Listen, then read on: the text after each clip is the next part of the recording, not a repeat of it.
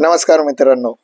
ज्यावेळेस आपण देशाच्या नैसर्गिक साधन सामुग्रीपर्यंत लोकांना शिक्षणाची गरज सांगतो, त्याच पद्धतीत मी स्वतः गुंतवणूक सल्लागार म्हणून काम करतो. त्यावेळेस मी अनेक वेळेस बघतो की गुंतवणूक करण्याकडे आजकाल लोकांचा कलच नाहीये. माझं म्हणणं आहे की शाळेमध्ये वेगवेगळ्या उपक्रमासाठी आई वडिलांकडनं पैसे मागितले जातात. मग शाळेमध्ये शैक्षणिक संस्थांमध्ये असा एक गुंतवणुकीचा विषय का घेऊ नये? सहकारी बँकांमध्ये त्या विद्यार्थ्यांचे सेव्हिंग अकाउंट का उघडू नये आणि त्याच्यामध्ये त्यांनी बँकिंग ट्रान्झॅक्शन का करू नये? त्याच्यामध्ये त्यांनी म्युच्युअल फंडमध्ये इन्व्हेस्टमेंट का करू नये?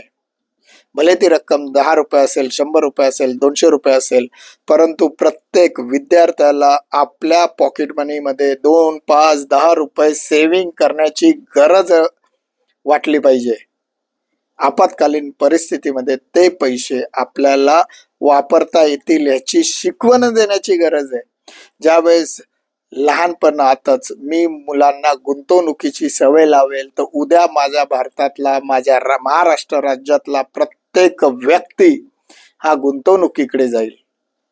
जेव्हा माझ्याकडे गुंतवणूक वाढते, स्वतःची गुंतवणूक वाढते, तेव्हा राज्याला, देशाला विकसित होण्यापासून कोणी थांबू शकत नाही. आज इथंच थांबतो. स्वाभिमानाने बोलूया. मी मध्यमवर्गीय. नमस्कार. जय हिंद. जय महाराष्ट्र.